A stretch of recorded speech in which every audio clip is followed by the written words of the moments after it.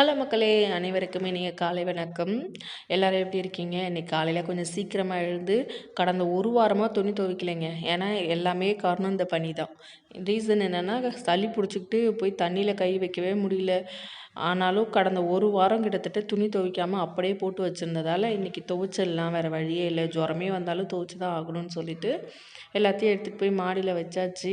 இந்த துணி குவியலை பார்த்தோன்னே, அட முருகா, இது எப்படா துவைச்சி எடுக்கிறது, எனக்கு மட்டும் ஏன்டா அந்த மாதிரிலாம் சோதனையாக நிறையா கொடுக்குறேங்கிற மாதிரி ஆயிடுச்சு.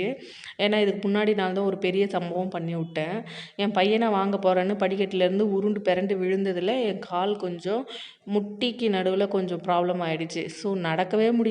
ஆனால் இந்த துணியை பார்த்தோன்னே எனக்கு வேறையா அழுகியாக வந்துடுச்சு. ஐயோ, இதை துவைச்சி முடிக்கணும், எப்படியும் உடம்பு சரியில்லாத ஆகும். ஸோ இதெல்லாம் துவைச்சி முடிச்சுட்டு கடைசியாக அதுக்கப்புறம் பார்த்துக்கலாம், ஒரேடியாக ஹாஸ்பிட்டல் போகலான்னு சொல்லிட்டு போயாச்சு. ஹாஸ்பிட்டல் போனதும் காலில் நல்லா பேண்டை போட்டு போய் இனிமேல் ஒரு வாரம் ரெஸ்ட் எடுங்கன்னு சொல்லி அமுச்சு விட்டாங்க.